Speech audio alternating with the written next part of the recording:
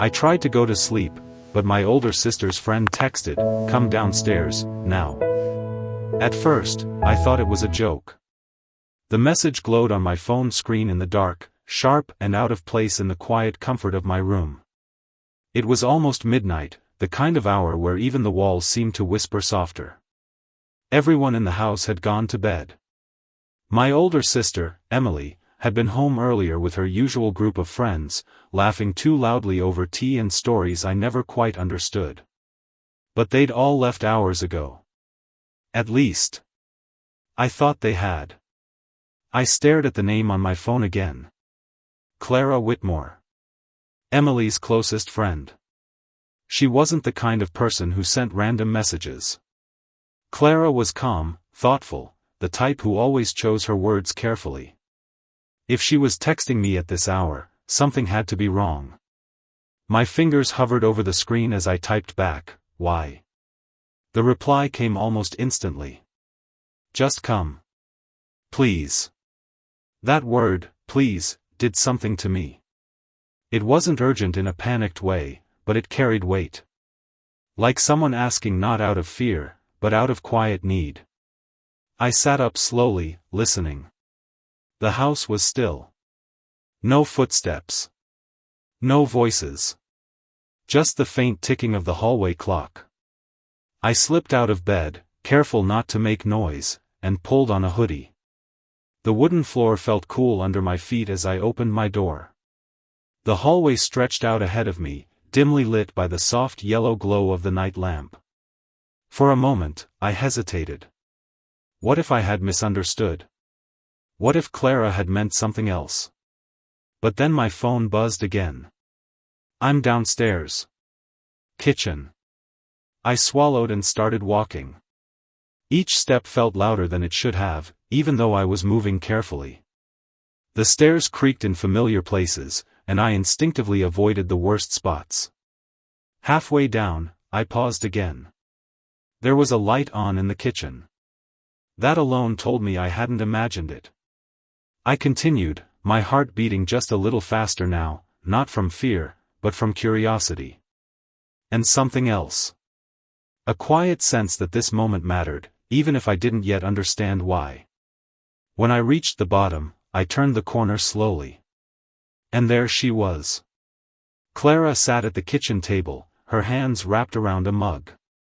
She looked up as soon as she saw me, her expression softening with what looked like relief. "You came," she said gently.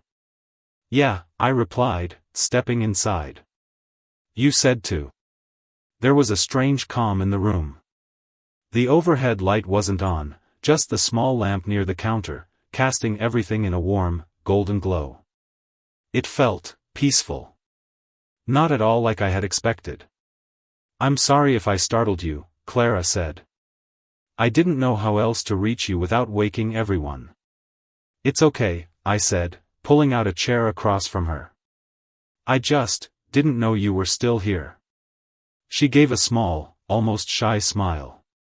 "I wasn't supposed to be." That made me pause. "Is everything all right?" For a moment, she didn't answer. She just looked at me, as if deciding how much to say. Then she took a quiet breath. "Can I ask you something first?" she said. "Sure. Do you ever feel like you're invisible in your own life?"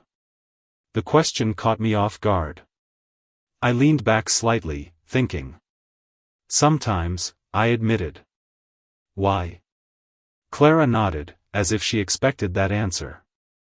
"I thought so," she said softly. "You notice things other people don't." "I've seen it." I wasn't sure what to say to that. "I don't think I do anything special," I replied. "You do," she said gently. "You listen. That's rare." There was something in her voice, something honest and unguarded, that made me sit up a little straighter. "So, why am I here?" I asked. She looked down at her mug for a moment, then back at me. "Because tonight, I needed someone like that." The word settled between us. Not dramatic. Not heavy. Just real. I nodded slowly. Okay. She smiled faintly. Thank you. For a while, neither of us spoke. The quiet didn't feel awkward, though. It felt safe. Like the kind of silence where you don't have to rush to fill the space. Finally, Clara set her mug down. I didn't want to go home tonight, she said. Why not? She hesitated again, but only briefly.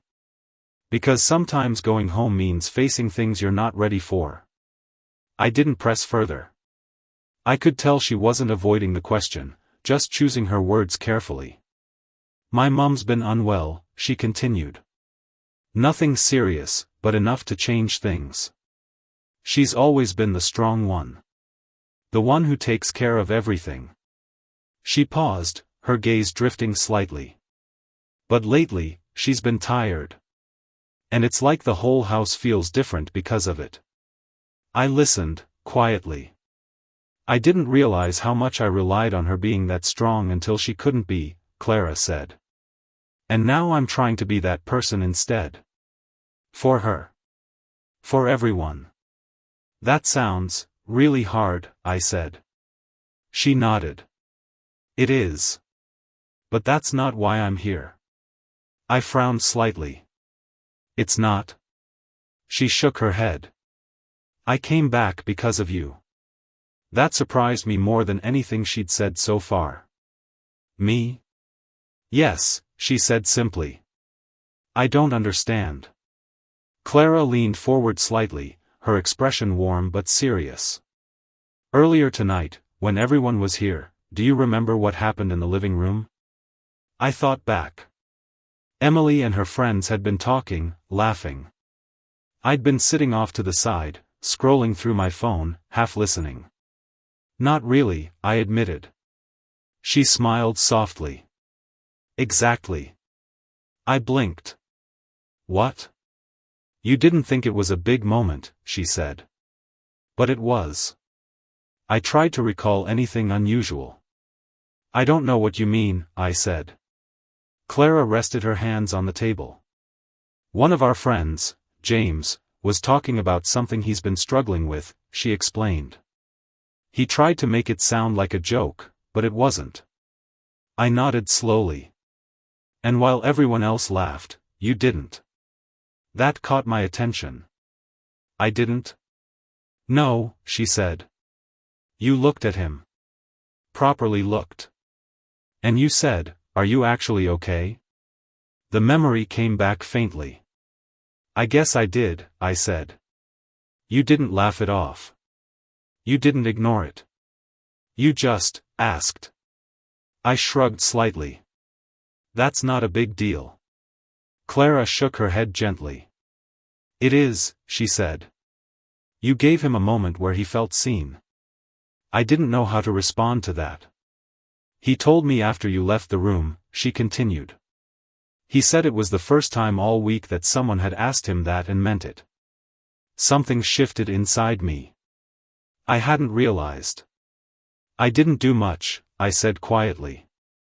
You did exactly what he needed, Clara replied. There was a pause. And tonight, she added, I needed that too. I looked at her more closely now. Not just at her calm expression, but at the small details, the way her shoulders seemed slightly tense, the faint tiredness in her eyes. You came back here, for that? I asked. She nodded. I didn't want to go somewhere noisy or distracting. I didn't want to pretend everything was fine for a few hours. I just wanted to sit somewhere quiet, with someone who knows how to listen. The simplicity of it hit me harder than anything else. Out of all the people she could have turned to, she chose me. I'm not sure I know what to say, I admitted. You don't have to say anything, she said gently. That's the point. I let out a small breath. Okay. We sat there for a while longer, talking in soft, steady voices. Clara shared more about her mum, about the quiet changes in her home, about the pressure she felt to stay strong even when she wasn't sure how. I didn't interrupt much. I didn't offer big advice. I just listened. And somehow, that was enough. At one point, I made her another cup of tea. She smiled when I handed it to her, thanking me like it was something special, even though it was just a simple gesture. Time passed differently in that kitchen. Slower. Calmer. When Clara finally leaned back in her chair, she looked lighter somehow. "Thank you," she said again. "For what?" "For being here," she replied. "For not trying to fix everything. For just being present." I nodded. "I think sometimes that's all people need," I said. She smiled. "Exactly." A comfortable silence settled again. Then she glanced at the clock. "I should probably go," she said softly. "Are you sure?" "Yes," she replied. "I think I'm ready now." I stood up with her, walking her to the door. As she stepped outside, the cool night air slipped into the hallway. She turned back to me, her expression thoughtful. "You know," she said, "people underestimate how powerful kindness can be when it's quiet." I tilted my head slightly. "What do you mean?" "Everyone notices big gestures," she said. "But it's the small ones, the moments where someone chooses to care, even when no one's watching, that truly change things." I thought about that. "I don't feel like I did anything big tonight," I said. "You didn't," she agreed. And then she smiled. "That's why it mattered." She stepped out onto the path, then paused. "Oh, and one more thing." "Yeah?" "Don't ever think you're invisible," she said. "You see people. And that means more than you realize." With that, she gave a small wave and walked away. I stood there for a moment, watching until she disappeared down the street. Then I closed the door and leaned against it, letting everything settle. The house was quiet again. But it felt different now. Warmer. More alive, somehow. I went back upstairs slowly, my mind replaying the night. The message. The conversation. The realization. When I finally lay down in bed again, I didn't reach for my phone. I just stared at the ceiling, thinking. All this time, I thought being noticed meant being loud. Standing out. Doing something big. But tonight had shown me something else. Sometimes, the most meaningful thing you can do is simply be there for someone.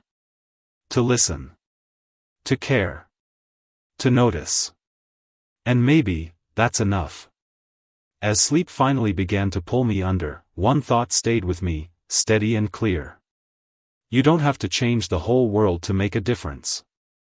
Sometimes, changing one quiet moment for one person is more than enough to light the way forward, for both of you.